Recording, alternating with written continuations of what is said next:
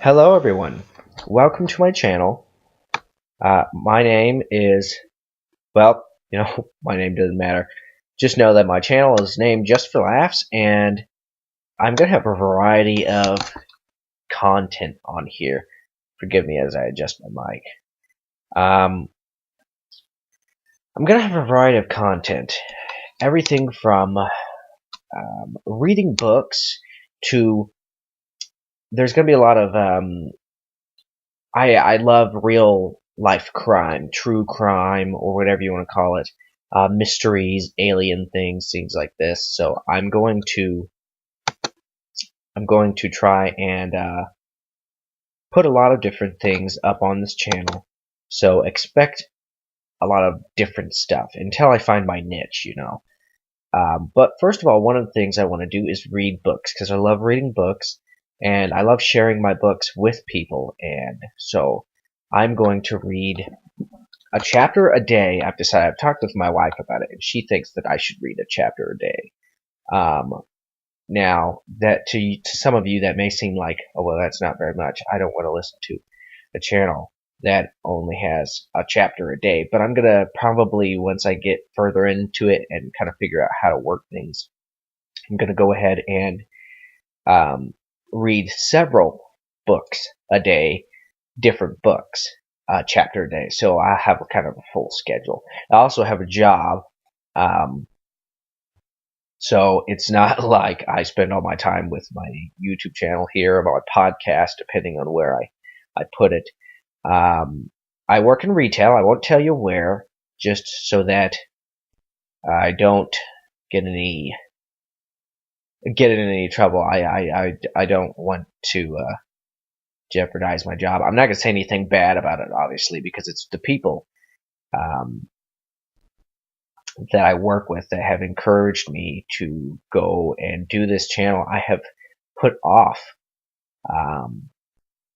starting this and doing this, and it has always been a dream, I suppose, or a passion of mine to be in radio. I love radio, and this is kind of my way of getting closer to radio. And so it's the people at my work that have actually encouraged me, some of my managers, to go ahead and do this. And I just want to, first of all, I want to thank them. And they know who they are. And I hope they know that if it was not for them, I would not be doing the thing that I'm doing right now. So, anywho, you guys didn't get on this channel to hear me be all emotional. So anyway, today I'm going to read a book that I love. I love these books, guys. My mother got me these books because she knows I love to read. And I still don't have all three of them, but I love them. I have read this one so many times that it's just torn up. So let me I'll give you a little a background of what's going on with the book. So this is called The Mysterious Benedict Society, and it's written by Trenton Lee Stewart, and I don't know if any of you have heard of that author, but they are, and I'm not for certain if it's a male or female. I know that sounds like a stupid thing, but I just never know these days because people are calling their kids like Paprika and stuff, and Shakawagia and stuff like that. So I never know whether it's a male or female. So I don't want to offend anybody, but by saying he or she, so I'm just going to say the author is a very good author, and I haven't looked into any of their other books, but I love the author. And I love the series. There's 3 books, and so let me read the back here. It says, "Are you a gifted child looking for special opportunities? When this peculiar ad appears in the newspaper, dozens of children enroll to take a series of mysteries, mind-bending tests, and you, dear reader, can test your wits right alongside with them. But in the end, just 4 very special children will succeed. They're challenged to go on a secret mission that only the most intelligent and resourceful children could complete. With their newfound friendship at stake, will they be able to pass the most important test of all? Welcome to the mysterious Benedict Society. One thing I will outright go ahead and say is that I am not a professional voice actor, obviously, as you could tell by the scratchy voice I have. Now that's probably from smoking a pipe, which I do, and I probably should stop, but I love smoking a pipe. I love it. It's a passion of mine. But it is bad. It's bad. Don't do it. Do not smoke. Anyway, this book is kind of like a X-Men, except for young children. And I guess the reason I love it so much is because I feel like it kind of relates to me, some of the things that go on. But I am not a professional voice actor, just so you guys know. And I will be probably messing up a lot on words because I read real quick, but I sometimes read quicker than my mouth moves because I'm not used to reading out loud. Although I love reading out loud, I'm not used to it. And so I might mess up. I might go back and reread a sentence, and I'm probably going to stumble a lot. And there probably is also going to be a lot of pauses. So please just bear with me. This is my very first podcast, and so that's no excuse by any means, but I think it is a good enough reason for why I would mess up. So if you're looking for a professional podcast of any caliber, this may not be the podcast for you, as I am not a professional. I have never done this before. Anywho, I'll stop boring you guys with this, and let's get into this. The Mysterious Benedict Society. The first chapter is called Pencils, Erasers, and Disqualification. And it's actually very interesting. I don't know who did the art in this, but I'll look at the back here. I don't see anything that tells about the people who did the art, but it has two giant pencils, and then two smaller pencils, and then below that two smaller number 2 pencils, and a classified section of a newspaper with an ad circled, and a little studying book. And there's a boy with there's a brick building behind him, and he's holding a pencil in his hand. Everything looks drawn, with a pencil. It's actually very good. It's impressive. I think I love it. I love it, as I've already told you. Anywho, let us begin. And forgive me if I stop for water, as I have been talking a lot. So I might stop for water a lot. All right. Pencils, erasers, and disqualification.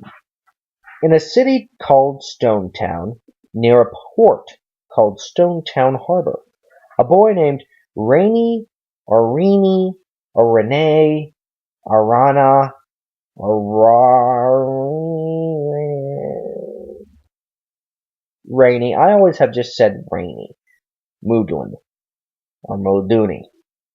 I think it's Moodlin. Muldooney makes him sound like someone off The Godfather. You don't mess with the Muldooney clan. Don Muldooney. I'm sorry, I'll stop with that foolish. I love The Godfather. But anyway, I love The Godfather. It's great. I will. Anywho, let's continue. A boy named Rainy Moodlin was preparing to take an important test. It was the second test of the day. The first had been in an office across town. After that one, he was told to come here, to the Monk Building on 3rd Street, and to bring nothing but a single pencil and a single rubber eraser, and to arrive no later than 1 o'clock. That's when I get off of work. If he happened to be late, or bring 2 pencils, or forget his eraser, or any other way deviate from the instructions, he would not be allowed to take the test. And that would be that. Rainy, who very much wanted to take it, was careful to follow the instruction. Curiously enough, these were not the only ones given. He was not told how to get to the monk building, to the Milduni building. Almost said Milduni building. He was not told how to get to the monk building, for example, and had found it necessary to ask directions from the nearest bus stop. Forgive me right there, guys, if there's a lot of interference. I'm trying to get these headphones comfortable on my head as I adjust my reading chair, and you might be picking up a lot of shuffling around. He had not been told how to get to the monk building, for example, and had found it necessary to ask directions to the nearest bus stop. Acquire a schedule from a dishonest bus driver who tried to trick him into paying for it, and walk several blocks to catch the 3rd Street bus. Not that any of this was difficult for Rainey Moodlin. Although he was only 11 years old, he was quite used to figuring things out for himself. From somewhere across the city, a church bell struck the half hour. 12:30. He still had a while to wait. When he checked the doors of the monk building at noon, they were locked. So Rainey had bought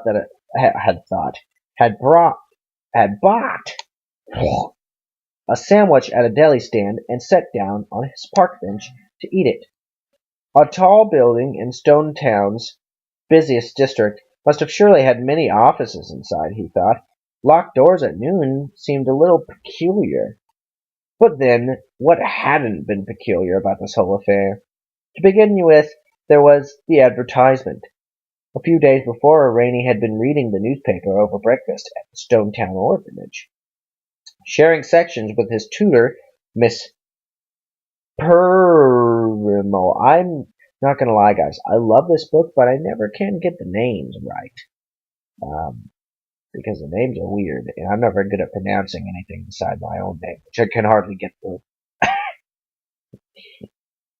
Anywho, Miss Permal. I'll just call her Miss Permal. As Rainey had already completed... Okay, let's see. That might be confusing. Blah, blah, blah, blah, blah, blah. Sharing sections with his tutor, Miss Permal. As Rainey had already completed all the textbooks on his own, even for those for high school students, the orphanage director had assigned him a special tutor while the other children went to class. Miss Permal didn't quite know what to do with Rainey either. But she was intelligent and kind, and in their time together had grown fond of sharing the morning newspaper over breakfast and tea. The newspaper that morning had been filled with the usual headlines, several of them devoted to what was commonly called the emergency. Things had gotten desperately out of control.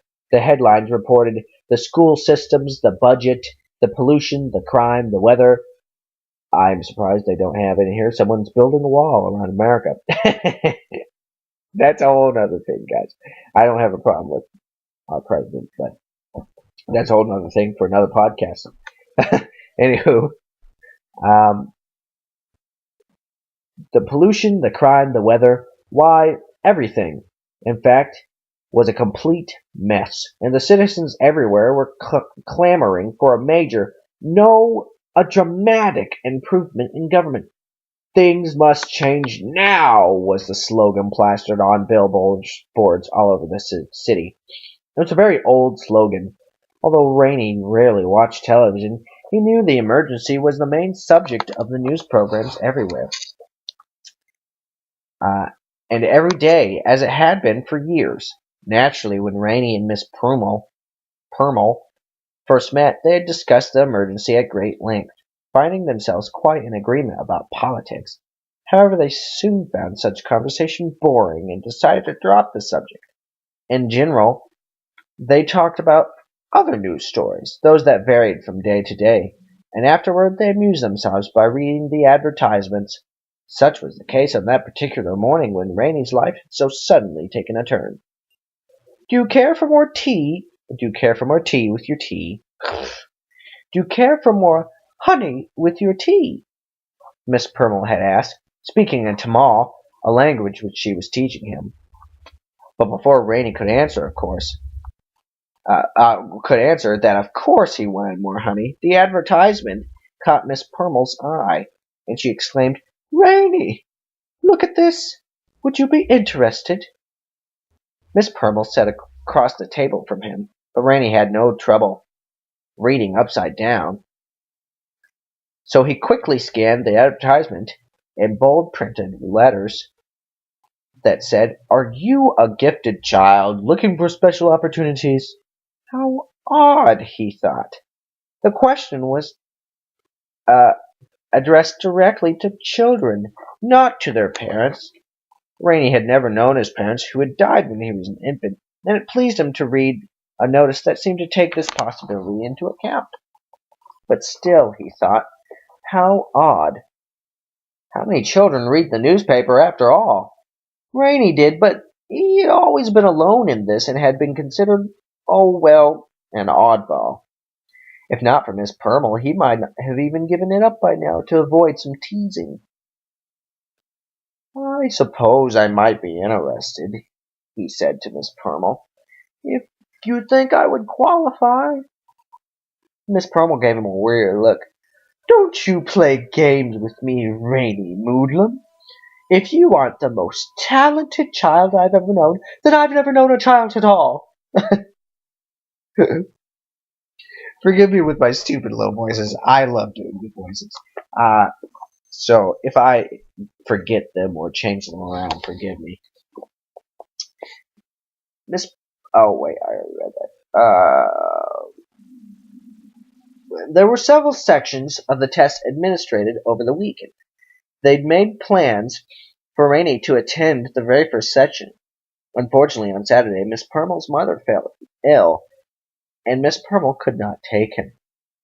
This was a real disappointment to Rainey, and not just because of the delay. He always looked forward to Miss Permel's company.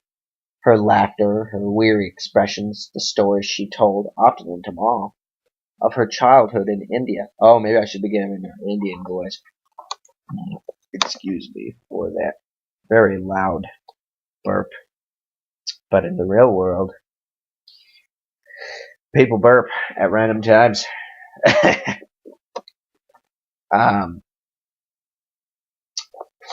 could try to give her an Indian voice, but I don't think I should. I'd probably just end up offending all of my viewers or listeners, so I'm not going to.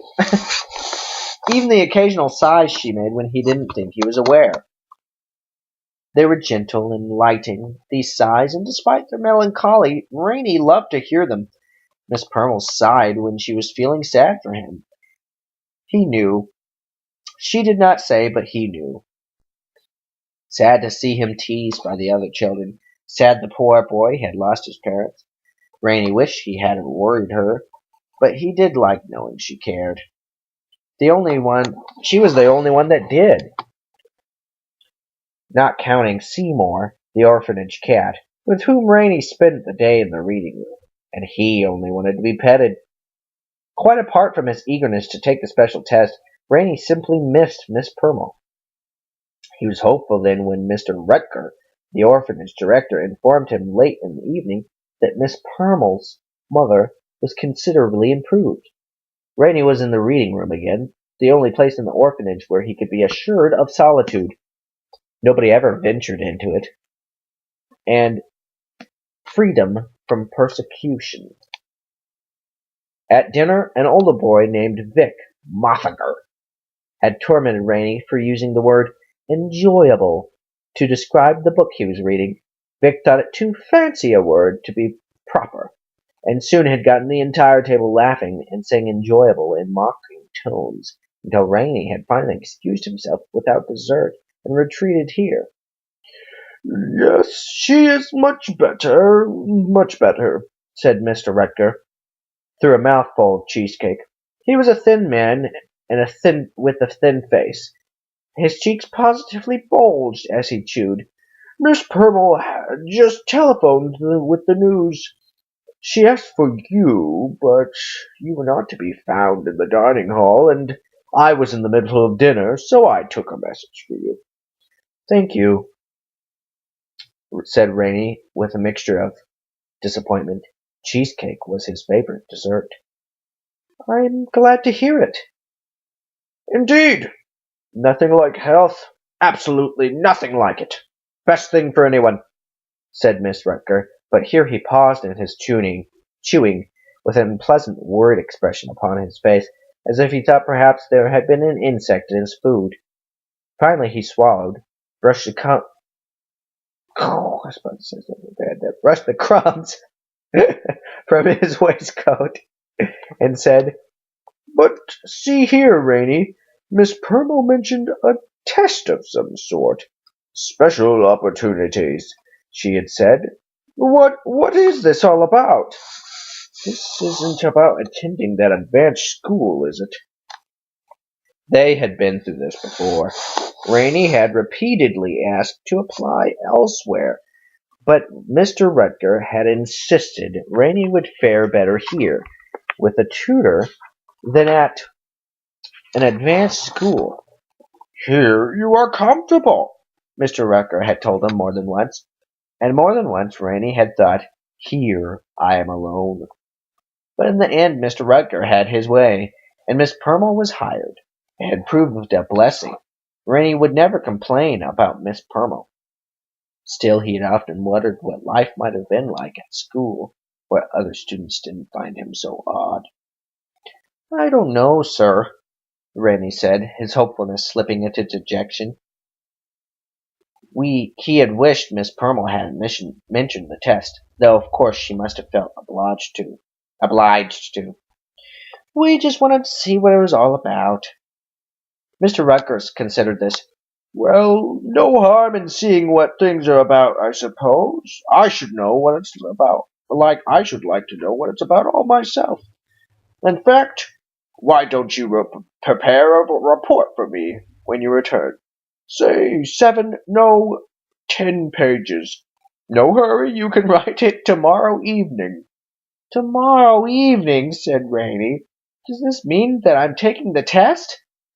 "I thought I told you," Miss Rutger said with a frown. "Miss Purmell will come for you first thing in the morning." He took out an embroidered handkerchief and blew his nose with great ferocity. "And now, Rainey, I believe I'll leave you to your reading. This dusty room is a hardship on my sinuses. Be a good man and run a feather duster over the shelves before you leave, will you?" After hearing this news, Rainey could hardly return to his reading. He flailed about with the feather duster and went straight on to bed, as if doing so would hasten the morning's arrival. Instead, it lengthened his night.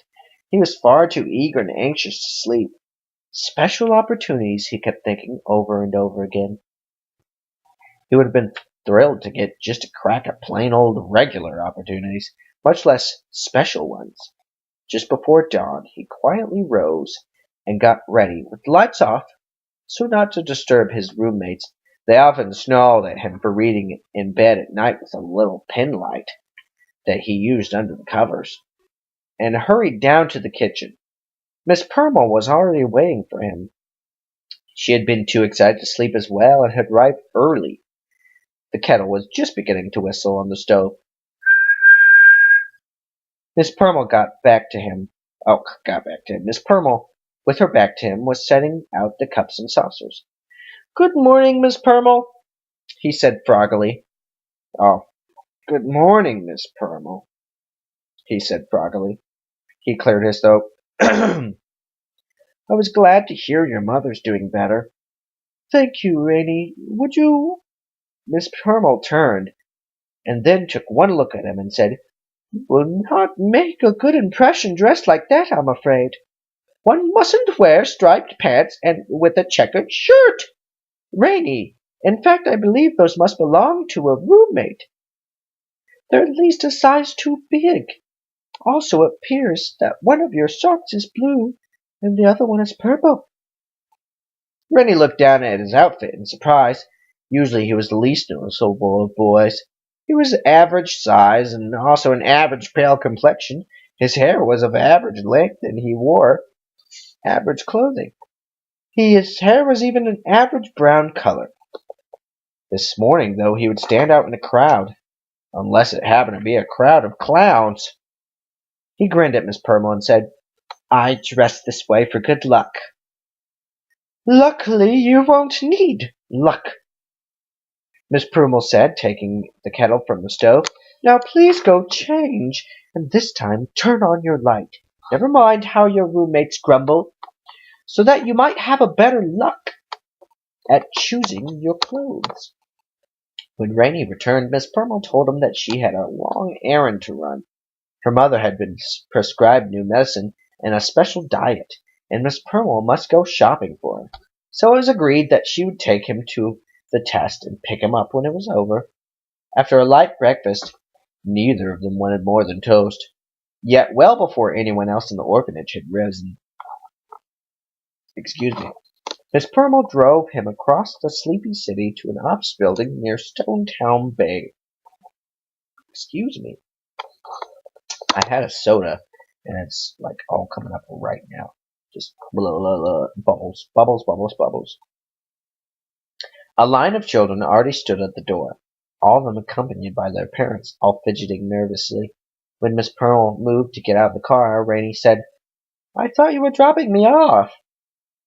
"You don't think I would just leave you here without investigating first, do you?" replied Miss Pearl. "The notice didn't even list a telephone number for asking questions. It's a little bit out of the ordinary, don't you think?" So Rainey took his place at the end of the line while Miss Pearl went inside to investigate and to speak with someone who was in charge. It was a long line, and Rainey wondered how many special opportunities were available. Perhaps only a very few. Perhaps they'd all be given out before he even reached the door. He was growing anxious at this idea when a man ahead of him said, "Don't worry, son. You haven't long to wait. All the children go inside together. In a few minutes. They just made the announcement before you arrived." Rainey gratefully him. That makes no sense. Rainey thanked him gratefully, noticing as he did so that a number of parents were casting grumpy looks at the man, apparently disliking the notion of being friendly to competitors. The man, embarrassed, turned away from Rainey and said nothing else. "Very well," said Miss Pearl when she returned. "Everything is set. You may call me on the telephone when you are finished with the test. Here is the number. If I'm not back by then, simply call a taxi and Miss Rutger will pay the fare. You can tell me all about it this afternoon." "Thank you so much for everything, Miss Pearl," said Rainey earnestly, taking her hand. "Oh, Rainey, you silly child, don't look so grateful," said Miss Pearl. To Rainey's surprise, there was tears on her cheeks. "It's nothing at all. Now give your poor tutor a hug. I imagine my services won't be needed after this." "I haven't passed it yet, Miss Pearl." "Oh, stop being silly," she said, and after squeezing him tightly, Miss Pearl dabbed her eyes with the handkerchief and walked determinedly to her car and drove away just as the children were being ushered into the building. It was a curious test. The first section was rather what Rainey would have expected. One or two questions regarding octagons and hexagons, and another note devoted to bushels of this, kilograms of that. Another required calculating how much time must pass before two speeding trains collided. This last question Rainey answered with a thoughtful frown, noting in the margin that since two trains were approaching each other on the empty stretch of track, it was likely that the engineers would recognize the impending disaster and apply their brakes, thus avoiding the collision altogether. Rainey raced through these questions, and many liked them. Then came to the second section, where the first question was, "Do you like to watch television?" This was certainly not the sort of question Rainey had expected. It was only a question of preference. Anyway, of course he liked to watch television. Everybody liked to watch television. As he started to mark down the answer, however, Rainey hesitated. Well, did he really? The more he thought about it, the more he realized that he didn't, in fact, like to watch television at all. "I really am an oddball," he thought with a feeling of disappointment. Nonetheless, he answered the question truthfully. "No." The next question read, "Do you like to listen to the radio?" Again, Rainey realized that he did not, although he was sure everyone else did. With a growing sense of isolation, he answered the question, "No." The third question, thankfully, was less emotional. It read, "What is wrong with this statement?" How funny, Rainey thought. and marking down his answer, he felt somewhat cheered. "It isn't a statement at all," he wrote. "It's a question." The next page showed a great picture of a chessboard, upon which all the pieces and pawns rested in their starting positions, except for the black pawn, which had advanced 2 spaces. The question read, "According to the rules of chess, is this position possible?" Rainey studied the board a minute, scratched his head, and wrote down his answer. "Yes." After a few more pages of questions, all of which Rainey felt confident he had answered correctly, he arrived at the test's final question.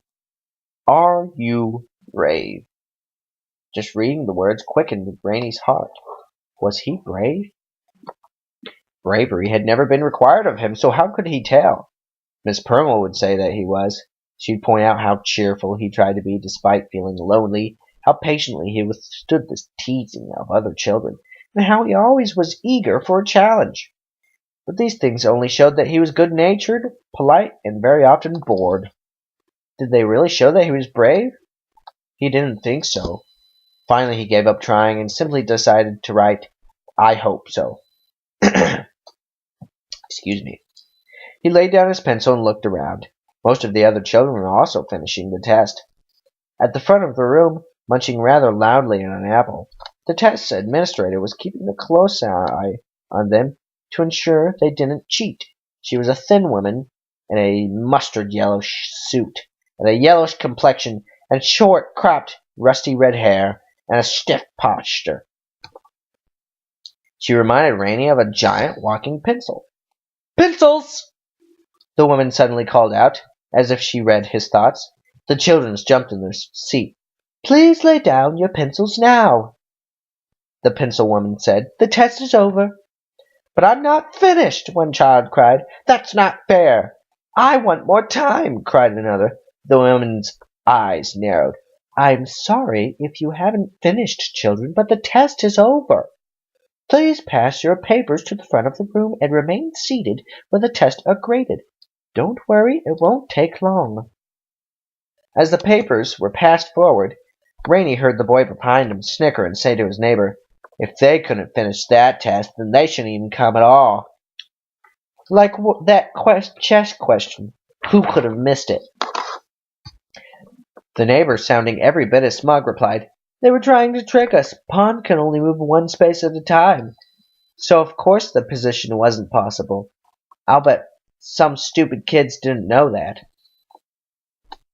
"Ha! You're lucky you just didn't miss it yourself. Pawns can move 2 spaces on the very first move they can. Whether it moved 1 space or 2 is despite the point. Don't you know that white always moves first? The black pawn could have moved at all. It's so simple. This test was for babies." "Are you calling me a baby?" growled the other.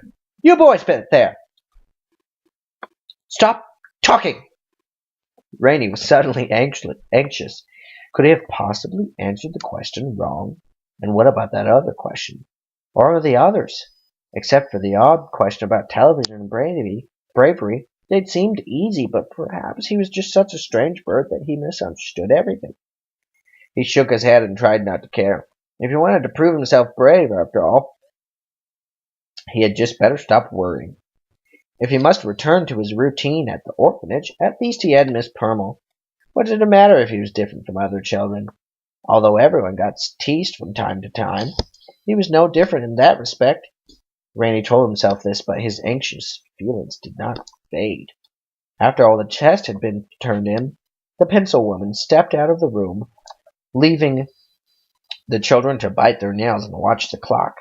Only a few minutes passed, however, before she returned and announced, "I shall now read the names of the children admitted to the second phase of the test." The children began to murmur. A second phase? The advertisement hadn't mentioned a second phase.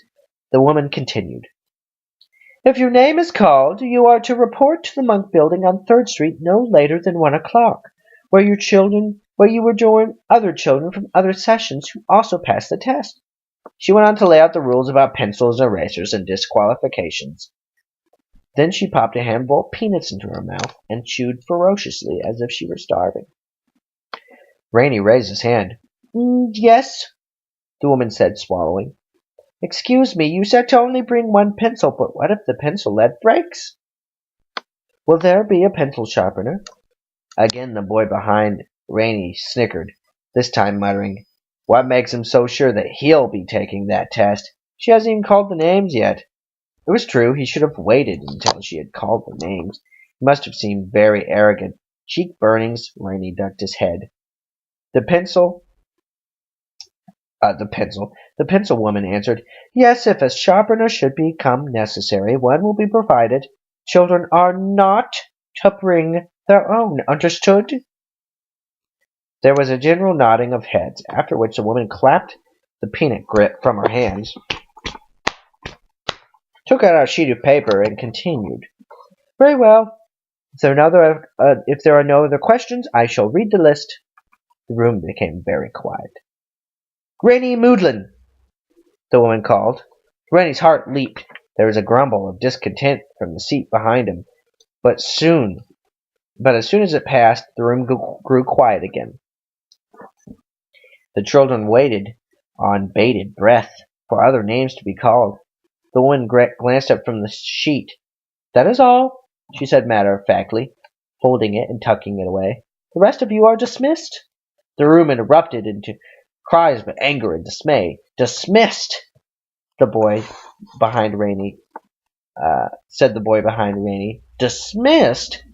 As the children filed out of the room, some weeping bitterly, some stunned, some whining and complaint, Rainey approached the woman. Excuse me very much. Excuse me, I'm sorry, guys. For some reason, she was hurrying around the room, checking the windows locks. Excuse me, miss. May I please use your telephone? My tutor. I'm sorry, Reynard. The woman interrupted, tugging unsuccessfully on a closed window. I'm afraid there isn't a telephone. But Miss Permel, Reynard, the woman said with a smile, I'm sure you can make do without one, can't you? Now, if you excuse me, I must sneak out the back door. These windows appear to have been painted shut. Sneak out? But why? I've learned from experience. At any moment now, some of these children's parents will come storming in to demand explanations. Unfortunately, I have none to give them. Therefore, off I go. I'll see you this afternoon. Don't be late. And with that, away she went. It had been a strange business indeed. Rainey had a suspicion it was to grow stranger still. When the distant church bell struck the quarter hour, Rainey finished his sandwich and rose from the park bench. If the doors to the monk building weren't open by now, he would try to find some other way in. At this point, it would hardly surprise him to discover he must enter the building through a basement window. As he mounted the steps to the monk building's broad front plaza, Rainey saw two small girls ahead of him. Two girls, not two small girls, walking together towards the front doors. Other test takers, he guessed. One girl seemed to have green hair, though perhaps this was a trick of the sunlight. The sun shone blindingly brilliant today. This girl was carelessly flinging her pencil up into the air and catching it again. Not the best idea, Rainey thought, and sure enough, even as he thought it, the girl missed the pencil and watched it fall through the grate at her feet. For a moment the other girl hesitated, as if she might try to help. Then she checked her watch. In only a few minutes, it would be 1 o'clock. Sorry about your pencil. It's a shame, she said, but already her sympathetic expression was fading. Clearly it had occurred to her that with the green-haired girl unable to take the test, there would be less competition. With a spreading smile, she hurried across the plaza and through the front doors of the monk building, which had finally been unlocked. The metal grate covered a storm drain that ran beneath the plaza, and the unfortunate girl was staring through it down into the darkness. When Rainey reached her, her appearance was striking indeed. even startling. She had coal-black skin, hair so long she could have tied it around her waist, and yes, it was truly green, and an extraordinary puffy white dress that gave you the impression she was standing in a cloud. "That's rotten luck," said Rainey. "To drop your pencil here of all places." The girl looked up at him with hopeful eyes.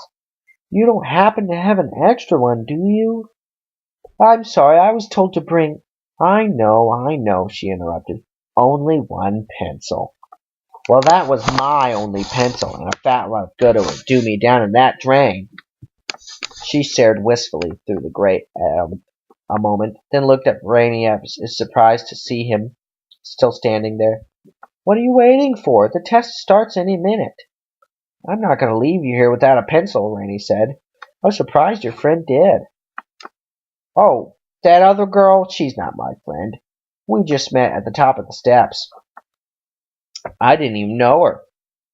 For that matter, I don't know who you are either. Rainyard Moodlin. You can call me Rainey."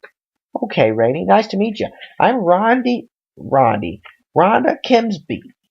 So now that we're friends and all, do you happen to have another pencil or an idea how I can get mine back? We better hurry. 1 minute late and we're disqualified." Rainey took out his pencil, a new yellow number 2 that he had sharpened to a fine point this morning. "Actually," he said, "we'll just share this one." He snapped the pencil in two and handed her the sharpened end. "I'll sharpen my half I'll sharpen my half and we'll both be set. Do you have your eraser?" Rhonda Kimsey was staring at her half of the pencil with a mixture of gratitude and surprise. "That would have never occurred to me," she said, breaking it like that. Now what did you say? "Oh, yes, I have my eraser." "Then let's get going. We only have a minute," Rainey urged. Rhonda held back. "Hold on, Rainey. I haven't properly thanked you." "You're welcome," he said impatiently. "Now let's go." Still she resisted. "No, I really want to thank you. If it weren't for you, I couldn't have taken this test. Do you want to know something?" Glancing around to be sure they were alone, Rhonda whispered, "I have the answers. I'm going to make a perfect score." "What? How?" "No time to explain, but if you sit right behind me, you can look over my shoulder. I'll hold up my test a bit to make it easier." Rainey was stunned. How in the world could this girl have gotten her hands on the answers? And now she was offering to help him cheat? He was briefly tempted. He went desperately to learn about those special opportunities. But when he imagined returning to tell Miss Permel of his success, hiding the fact that he had cheated, he knew he could never do it. "No, thank you. I'd rather not." Rhonda Kimsey looked amazed. Rainey had at once felt the weight of loneliness upon him. It was unpleasant enough to feel so different from the other children at Stonetown Orphanage. How much worse was it to be seen as an oddball by a girl with green-colored hair who was wearing her own personal fog bank. "Okay, suit yourself," Rhonda said as the two of them started for the front doors. "I hope you know what you're in for." Rainey was in too much of a hurry to respond. He had no idea what he was in for, in fact, but he certainly wanted to find out. Inside the Monk building, conspicuously posted signs led them down a series of corridors, past a room where a handful of parents waited anxiously, and at last into a room crowded with children and desks. Except for the usual silence, the room was just like any schoolroom, with a chalkboard at the front desk and a teacher's desk, upon which rested a pencil, sharpener, and a ruler, and a sign that said "No talking. If you were caught talking, it would be assumed you were cheating." Only 2 seats remained empty, one behind the other. To guarantee that he wouldn't be tempted to cheat, Rainey chose the one in the front. A clock on the wall struck 1 just as Rhonda Kimsey dropped into the desk behind him. Forgive me as I adjust my microphone again. I'm wearing headphones I usually use when I'm gaming, and they pickled a lot of interference. Let me get a drink of water here. I'm sorry, guys. I didn't realize this was such a long chapter.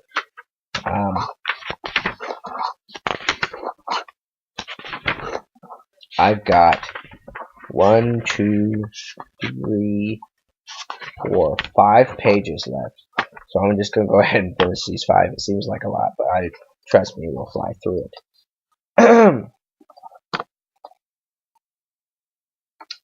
That was close, she said. There will be no talking, boomed the pencil woman who just entered, slamming the door behind her. She strode briskly to the front of the room, carrying a tall stack of papers and a jar of pickles.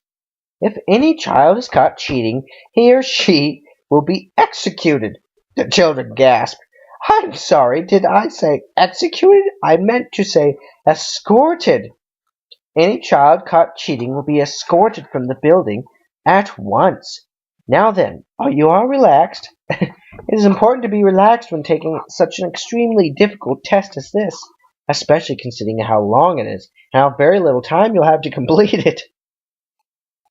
In the back of the room, someone groaned in distress.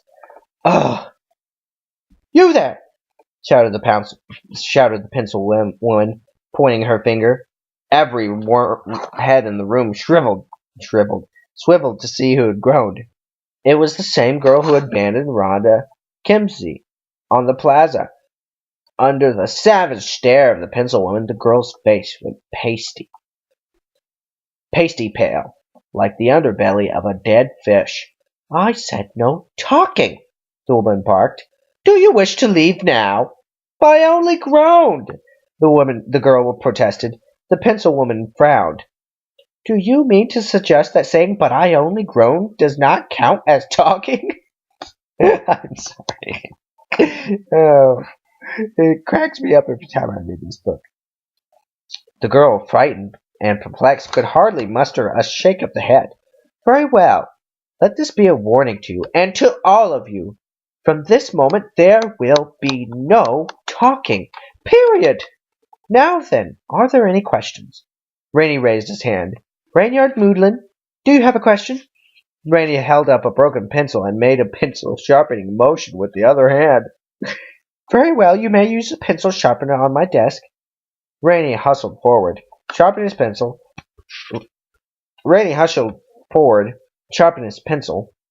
He felt all eyes upon him as he ground away, checked the tip, and ground away again. He hurried back to his seat.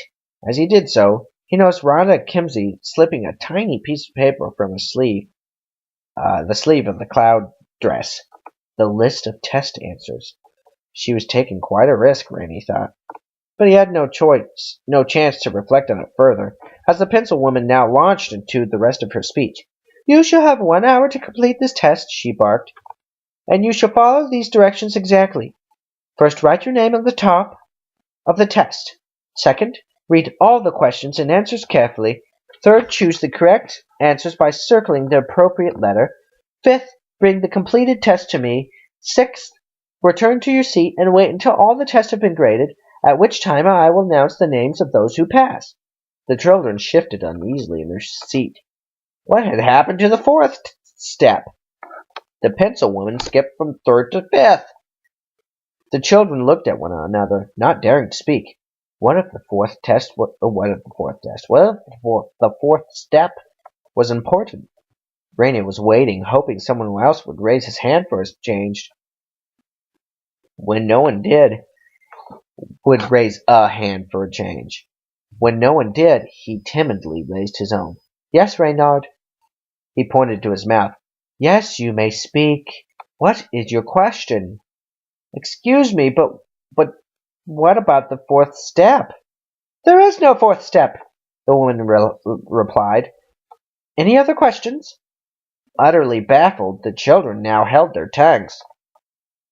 To pass this test, the pencil woman went on, you must answer correctly every question, by which I mean every question. Excuse me. If you skip even one, or answer one incorrectly, you will fail the test. No problem, whispered Rhonda from behind Rainey. The woman's eyes darted to their side of the room.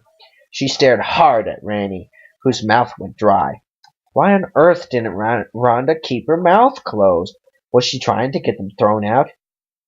You may begin the test as soon as you receive it, said the pencil woman, turning away at last. Rainey went on.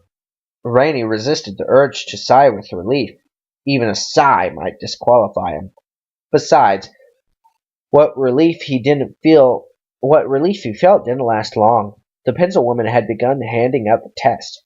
The first child to receive one was a tough-looking boy in a baseball cap, who eagerly grabbed it, looked at the first question, and burst into tears.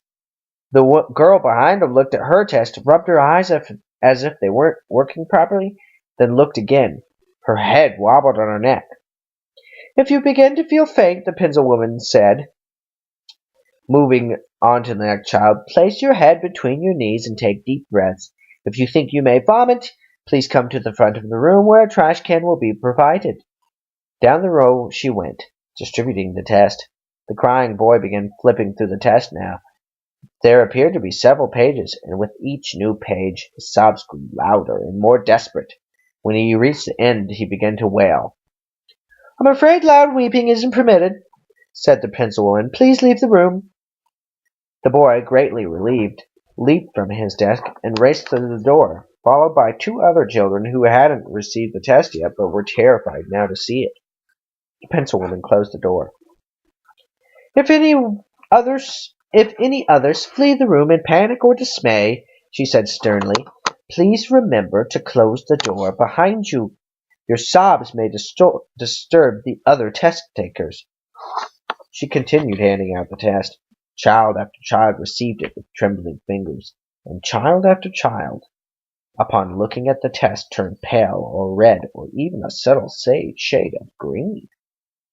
By the time the pencil woman dropped the pages upon his desk, dread was making Rainey's stomach flop like a fish, and for good reason. The questions were impossible. The very first one read, the territories of the Nafaka Autonomous Republic of the Nagorno-Karabakh region are disputed by what two countries? A. Bhutan, which under the 1865 Treaty of Skuluchi ceded the border land to Britain, and Britain, which exchanged for that land provided Bhutani with an annual subsidy, and under whose influence Bhutani's monarch was established in 1907. B. Abajani, whose territory in 1828 was divided between Russia and Persia by the Treaty of Tumakani, and Armenia, a nation founded on the destruction of the Susalid Empire some 2,000 years ago, likewise incorporated into Russia by the aforementioned treaty. And C. Vakanuti, which having been administered until its high independence by an Anglo-French condominium, retains both French and English as official languages, in addition to Balami or Bicalachi and Portugal, whose explorer Pedro Frandenizzi de Quentos became in 1606 the first European to discover the islands of the Chanuchi comprises. Although there were two more answers to choose from, Rainey didn't read them. If every question was like this one, he had absolutely no hope of passing. A quick glance at the next few questions did nothing to encourage him. If anything, they got worse, and this was only the first page. All around him, children were shivering and sighing and grinding their teeth. Rainey felt like joining them. For those very special opportunities. Oh, so much for those special opportunities. Back to the orphanage he would go, where no one, not even good Miss Permel, knew what to do with him. It had been such a nice idea to get a special opportunity, but apparently he did not have what it took. Even so, he wasn't ready to leave. He had yet to follow the directions, because he was determined not to quit until he at least tried. He proceeded to follow them now. Dutifully, he wrote his name atop the first page. That was the first step. Well, you've accomplished that much, he thought. The second step was to read all the questions and answers carefully. Rainey took a deep breath. There were 40 questions in all. Just reading them would take him most of the hour. It didn't help that the pencil woman now sat eating pickles. They were especially crisp ones, too, as she watched the children struggle. The second question wanted to know where the common Vecht originated to and what family it belonged to. Rainey had no idea what a common Vecht was, and the possible answers offered no helpful clue. It might be an antelope, a bird, a rodent, or a vine. Rainey went on to the third question, which had to do with subatomic particles from the ferminones and an Indian physicist named Safithth Bus. The fourth question asked which church was built by the Emperor Justina to demonstrate his superiority to the late Theodoric's orthogonic successors. On and on the questions went. To his credit, Rainey recognized some of the names, and a few of the places, and a few of the mathematic principles, and one or two of the important historical figures, but it wouldn't do him any good. He would be lucky to answer a single question correctly, much less all of them. He knew exactly when he was exactly halfway through the test. He was on question 20, regarding the difference between paratax and hypoparatax. Rainey heard Rhonda Kimsey rise from the desk behind him. Was she already finished? Well, of course, she had all the answers. Rainey grimaced in irritation, and as Rhonda stepped forward to turn in her test, the other children gasped in amazement. But the pencil woman seemed not the least bit suspicious. If anything, she was absorbed in Rhonda's bizarre appearance, and hardly glanced at the test as she took it.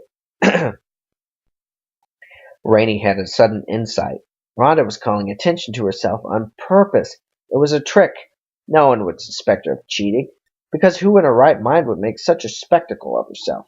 And if she intended to cheat, the green hair must be a wig, the puffy dress, the whispering, they were all meant to distract. Most people would assume if a child intended to cheat, they would surely call as little attention to themselves as possible. They'd be quiet as a mouse and plain as wallpaper. Rainey had to hand it to Rhonda. She might not be smart enough to pass the test, but she was clever enough to get away with cheating on it. He felt a pang of jealousy. Now Rhonda would move on to experience those special opportunities, while Rainey would mope his way back to the orphanage defeated. As Rainey passed him by, on the way to her desk, she winked and let fall a tiny slip of paper that drifted down like a feather and settled lightly upon Rainey's desk. The test answers. Rainey peeked over at the pencil woman, but she hadn't noticed. She was busy grading Rhonda's test now, making checkmark after checkmark after checkmark, and nodding her head, so that the answers, indeed, were probably the right ones. And here they sat on his desk. If he had felt tempted before, he had no idea how hard the test would be. When he had no idea how hard the test would be, that temptation was nothing compared to now. But no matter that, he resisted. No matter that, he'd chosen his seat precisely to avoid the situation. Here he was, staring at a slip of paper that contained the key to his hopes. All he had to do was turn it over and look at the answers. The other children were too busy shuffling and biting their fingernails to notice. And if he hurried, he might even copy the answers down before the pencil woman looked up again. He'd finished grading Rhonda's paper and was concentrating now on the empty jar of pickles, trying to fish out the last one. Rainey stared a long moment at the piece of paper, sorely tempted. Then he reached out and flicked it from the desk onto the floor. What good would those opportunities be to him if he was not qualified to be given them? And where was the pleasure in cheating? if he couldn't pass fairly. He didn't want to pass. He thought this, and mostly believed it, and felt his spirits boosted by the decision. But even so, a few seconds passed before he could tear his eyes from the paper on the floor. All right, he told himself, returning to the test. Get a move on it, Rainey, and don't look back now. There's no time to waste. Indeed, there wasn't, as a glance at the wall clock confirmed. Less than half an hour remained. Rainey had more than half the test to read. He had finished reading about paratacks and hypertacks. They either had something to do with writing or something else like futuristic transportation, but he couldn't decide which, and had moved on to question 21, which he read, after the fall of the Russian Empire, when a failed attempt to create a two-crustacean republic with Georgia had led to Armenia, the creation of the great country, the country of Aberjani, which greatly disputes with Armenia the territories of the Navachachi Autonomous Republic and the Nako-Kashniki region. I don't know if these places are real, but the names are so difficult for me to pronounce. From what key powers did Aberjani? Rainey stopped. Something about the question seemed awfully familiar. So familiar he pressed to think about it. Hadn't he seen these names before? Flipping back to the beginning of the test, Rainey read the first question again. The territories of the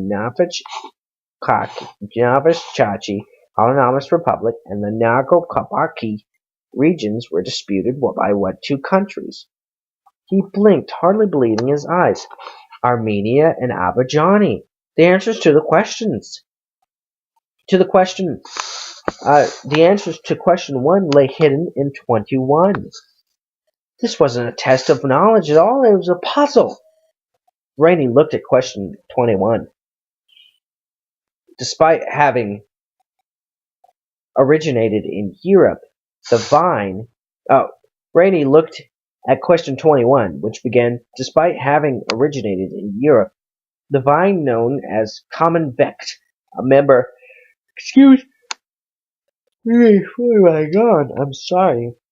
I've been up since 4, and I'm in bed by now usually, but I just wanted to finish this chapter for you guys first. Despite having originated in Europe, the vine known as the common vecht, a member of the pea family, is widely... There it was, the answer to 2. With mounting excitement, Rainey read the next one, and sure enough, although the question itself made no mention of subatomic particles or Indian physicists, there was a long discussion of them in answer D. Not only were the answers buried in the test, he realized they were listed in order. Number 1's answer is found in 21, and vice versa. Number 2's answer was found in 22, and so on, all the way up to the number 40, which cleared up the mystery of paratacks and hypertacks raised in question 20. Rainey was so delighted that he nearly leapt from his desk and cheered.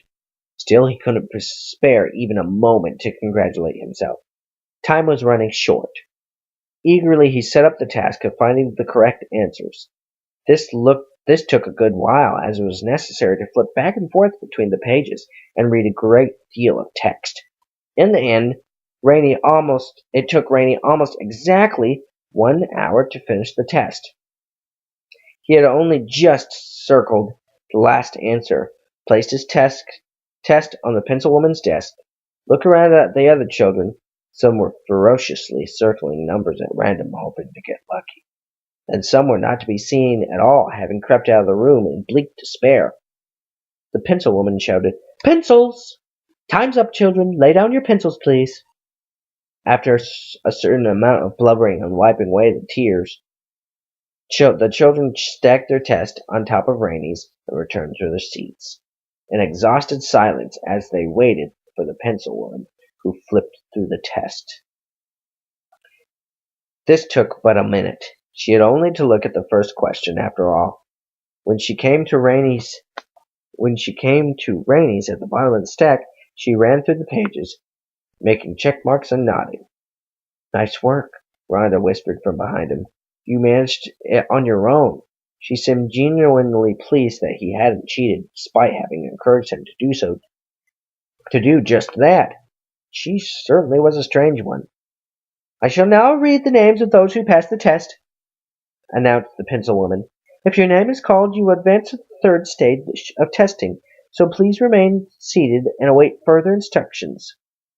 Those names who are not Those whose names are not called are free to go. Rainey's ears perked up. There was a third stage? The pencil woman cleared her throat, but this time she didn't even bother looking at the paper in front of her. Rainyard Moodlin, she called. On her way out of the room, she added, That is all. And that is the end of Chapter 1. I am so surprised, guys. I'm glad I'm only reading one chapter, as my wife suggested, because one chapter a podcast, because I did not realize that the first chapter was a total of 27 pages. This is a book full of excitement, let me tell you. And at this rate, I really only need to do one, because I'm pretty sure I've been doing this podcast for an hour now, which is a lot longer than I thought I was going to do. But it'd just be weird to stop in the middle of it. So, anywho, guys, that is the first chapter of the Mysterious Benedict Society. And I'm going to try every day to read a chapter for you guys. Forgive me if I do not upload quickly enough. I am very busy. I'm in college. I have my job. I am trying to work around, and I am married, so I'm also trying to make sure I find enough time for my wife. But I love this book, guys. I hope you love it too. Please give me tons of comments. I love comments, both good and bad, because the only way I can ever succeed or grow bigger and better than I already am is for people to tell me what they honestly believe. And if you guys have suggestions for things I can talk about or things I can read, please put them in the comments and give me ideas. I love comments. I love ideas. I love listening to you guys. And not just books that I can read, but topics, because I am going to just talk sometimes. I'm just going to talk. No book. I'm just going to make a podcast and talk about things that I found interesting. One of the first things I might talk about is actually the Loch Ness Monster, because I love, like I said, these truth killer things and all of this mysterious things, and Loch Ness Monster is one of these things that I have recently had a passion for, because I actually came up with a theory about that. But it's also because I know that having a wider variety of content is a better way to get people to listen to my podcast and view my content. So guys, thank you for listening. Thank you for taking an hour and 8 minutes out of your day to spend with me and listen to me jibber jabber on. Please subscribe, and please, even if you don't subscribe, leave me a comment. Tell me, did you like the voices? Did I read good? Do I need to do something different with the way my tone is? Do I need to stop just randomly talking so much? Give me ideas, and please give me suggestions of what I can do next. Now, granted, this book may take us a very long time, and that's okay with me if it's okay with you guys. So thank you guys for listening. I don't have really a great way to leave, but I will say this. If you ever just need a laugh, be sure to come here to my channel just for laughs, because that's all I do is laugh. Thank you guys for listening, and I will see you in the next chapter.